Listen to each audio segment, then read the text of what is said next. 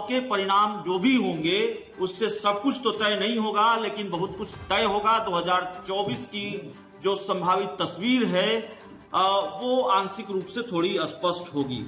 विधानसभा चुनाव के नतीजे अब तक जो आए हैं उस हर अपडेट से सिटी पोस्ट ने आपको अवगत कराया है। हमने आपको कल भी बताया, लगातार बता रहे हैं।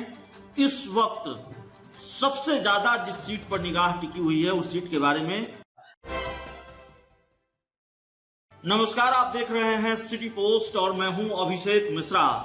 बिहार विधान परिषद के चुनाव नतीजों का इंतजार आपको बेसब्री से होगा, और बेसब्री से इसलिए क्योंकि 2024 में लोकसभा के चुनाव हैं और 2024 से पहले बिहार में होने वाला कोई भी चुनाव, उपचुनाव, उसको सेमीफाइनल की नजर से देखा जाता है।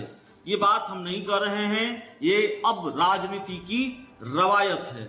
तो बिहार की राजनीति की या राजनीति की जो सामान्य समझ भी रखता है वो ये जानता है कि इस चुनाव के परिणाम जो भी होंगे उससे सब कुछ तो तय नहीं होगा, लेकिन बहुत कुछ तय होगा। 2024 की जो संभावित तस्वीर है वो आंशिक रूप से थोड़ी स्पष्ट होगी। विधानसभा चुनाव के नतीजे अब तक जो आए हैं उस हर अपडेट से सिटी पोस्ट ने आपको अवगत कराया है। हमने आपको कल भी बताया, लगातार बता रहे हैं। इस वक्त सबसे ज्यादा जिस सीट पर निगाह टिकी हुई है उस सीट के बारे में बताने जा रहे हैं। उस सीट के बारे में बताएंगे, लेकिन एक बार फिर दोहरा दें कि माफ कीजिएगा, जो कोसी निर्वाचन क्षेत्र है वहां से जेडीयू जीत गई है, ये हमने आपको बताया है। वहां झटका लगा बीजेपी को, महागठबंधन की जीत।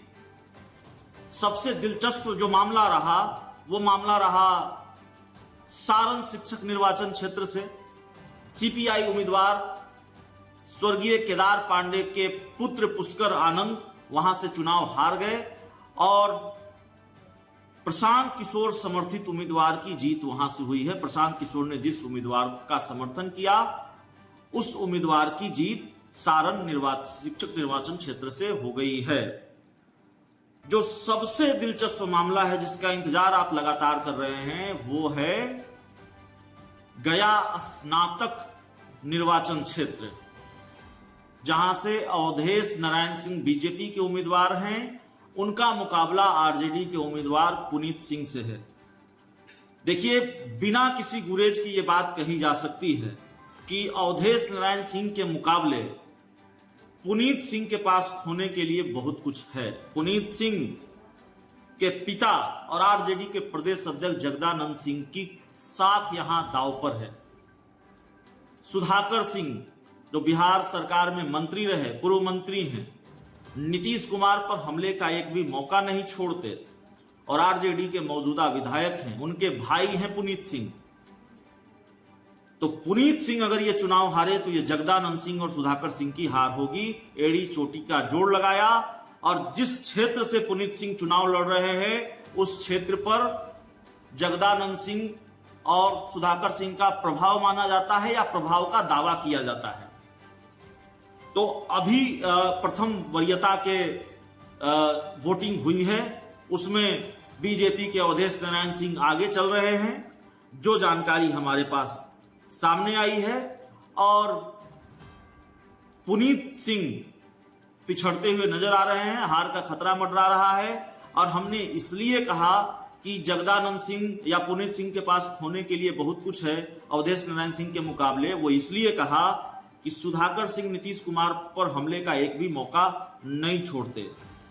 राजनीतिक गलियारों में यह चर्चा बहुत होती है कि सुधाकर सिंह को जगदानंद सिंह का भी संरक्षण प्राप्त है, और अगर यह सीट पुनीत सिंह हार जाते हैं, जगदानंद सिंह के बेटे हार जाते हैं, जेडीयू आक्रामक हो जाएगी, जेडीयू हमलावर हो जाएगी।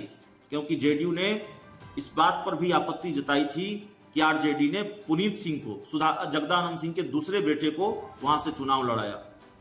तो जाहिर तौर पर इस सीट पर जीत हार बिहार की राजनीति पर प्रभाव डालेगा, दूसरे सीटों के जीत हार से जो प्रभाव होंगे उसके मुकाबले, और देखना होगा क्या होता है। लेकिन अभी जानकारी यही है, दूसरी जो वरीयता के मत हैं उनकी गिनती बाकी है और इसके बाद ही फैसला हो पाएगा कौन जीता कौन हारा।